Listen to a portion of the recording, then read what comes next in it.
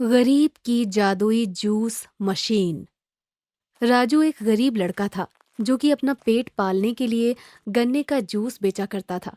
दूर दूर से सब राजू की दुकान पर जूस पीने के लिए आते। राजू अपने ग्राहकों के साथ बहुत ही प्रेम भाव के साथ रहा करता था। ऐसे ही एक दिन राजू की दुकान पर एक ग्राहक आता है जो कि राजू से जूस मांगते हुए कहता है। अरे छोटू, जरा एक गिलास गन्ने का जूस बनाना तो। हाँ हाँ साहब, बैठो बैठो। मैं अभी आपके लिए बढ़िया सा गन्ने का जूस बना कर लाता हूँ।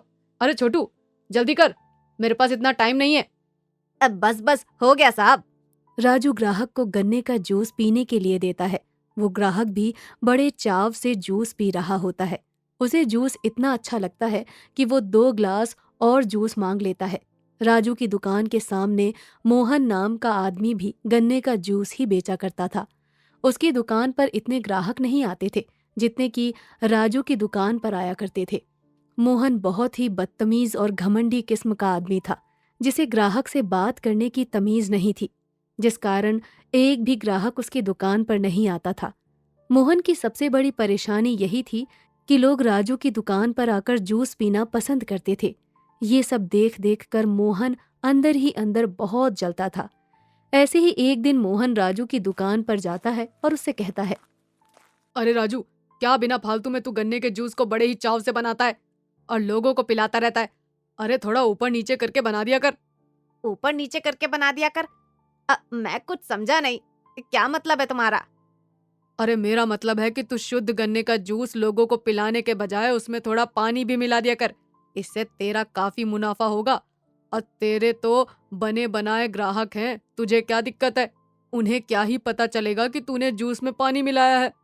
आपका बहुत बहुत धन्यवाद, मगर आज के बाद मुझे ऐसी सलाह मत देना आप, ठीक है?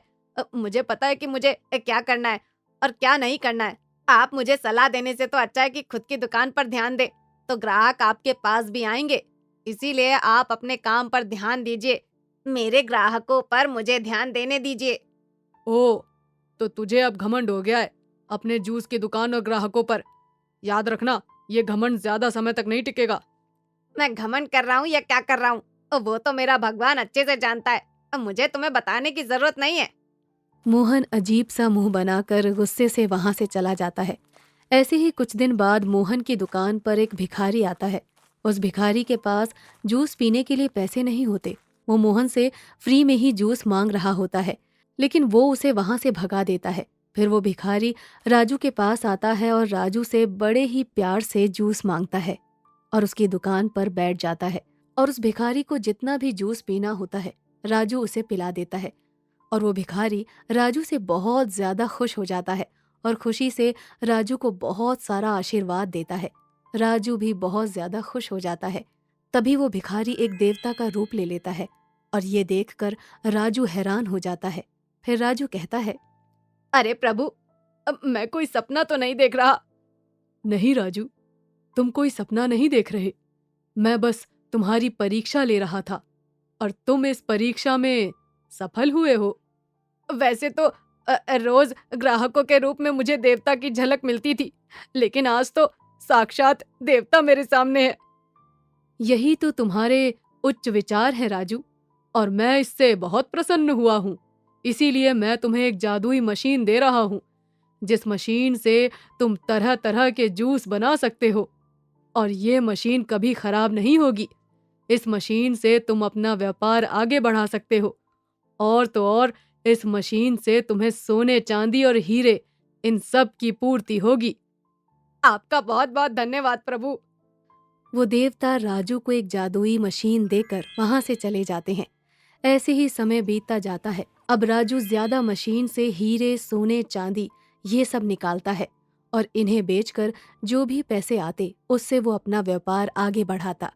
धीरे धीरे राजू जूस की बहुत बड़ी फैक्ट्री खोल लेता है और हर शहर में उसका जूस का व्यापार होने लगता है।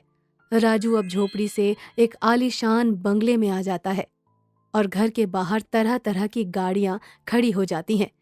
राजू बहुत अमीर बन जाता है, तो दूसरी तरफ मोहन ये सब देखकर मन ही मन उससे जलता रहता है।